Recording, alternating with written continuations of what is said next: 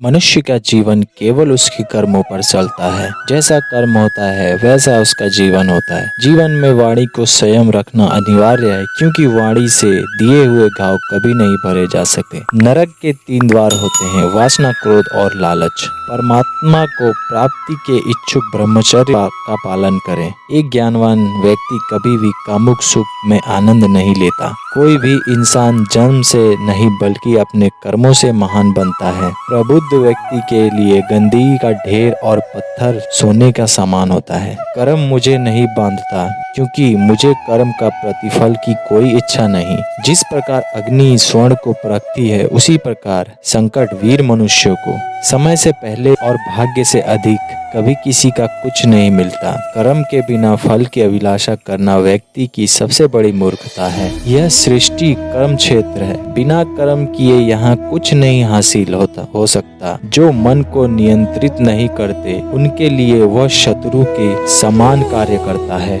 जो दान बिना सत्कार के कुपात्र को दिया जाता है, वह तमस दान कहलाता है।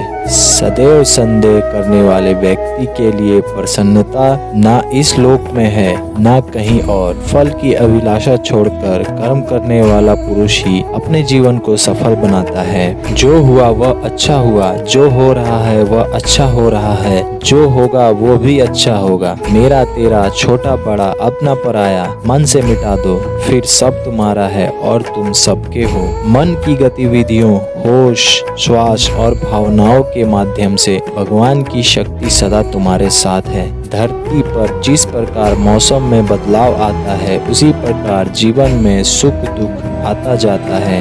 लोग आपके मन के बारे में हमेशा बात करेंगे। सम्मानित व्यक्ति के लिए अपमान मृत्यु के बराबर है। आत्मज्ञान की तलवार से अपने हृदय को अज्ञान के संदेह को काटकर अलग कर दो। उठो, अनुशासित रहो। सफलता जिस ताले में बंद रहती है, वो चाबियों से खुलती है। एक कठिन परिश्रम और दूसरा दृढ़ संकल्प। मैं भूतकाल, वर्तमान और भविष्य काल के सभी जीवों को जानता हूँ, लेकिन वास्तविकता में मुझे कोई नहीं जानता। जो दान कर्तव्य समझकर बिना किसी संकोच के किसी जरूरतमंद व्यक्ति को दिया जाए, वही सात्विक माना जाता है। कर्म वह फल है जिसे इंसान को हर हाल में काटना ही पड़ता है। इसलिए हमेशा अच्छे बीज बोए ताकि फसल अच्छी हो। जो लोग भक्ति में श्रद्धा नहीं रखते, वो मुझे नहीं पा सकते। अतः वे इस दुनिया के जन्म मृत्यु के रास्ते पर वापस आते हैं। मैं धरती की मधुर सुगंध हूँ, मैं अग्नि की ऊष्मा हूँ। सभी जीवित प्राणियों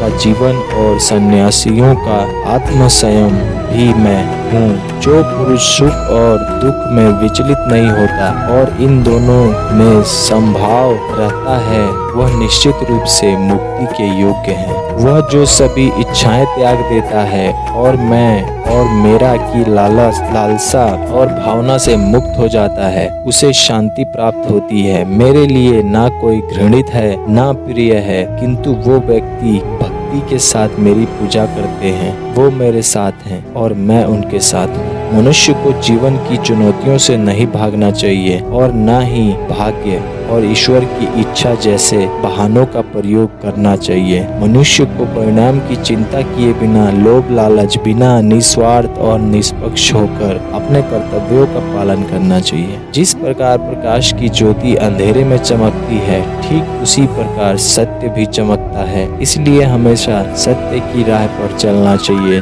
जिस मनुष्य के अंदर ज्ञान की कमी है, ईश्वर में श्रद्धा नहीं होती, वो मनुष्य जीवन में कभी भी आनंद और सफलता को प्राप्त नहीं कर पाता। जब जब धरती पर पाप, अहंकार, अधर्म बढ़ेगा, तो उसका विनाश कर धर्म की पुनः स्थापना करने हेतु मैं अवश्य अवतार लूंगा। वह व्यक्ति जो अपनी मृत्यु के समय मुझे याद करता हुए अपनी शरीर का त्याग करता है, वो मेरे धाम को प्राप्त होता है और इससे कोई संशय नहीं। जन्म लेने वाले के लिए मृत्यु उतनी ही निश्चित है जितना कि मृत होने वाले के लिए जन्म लेना। इसलिए अपरिहार्य है।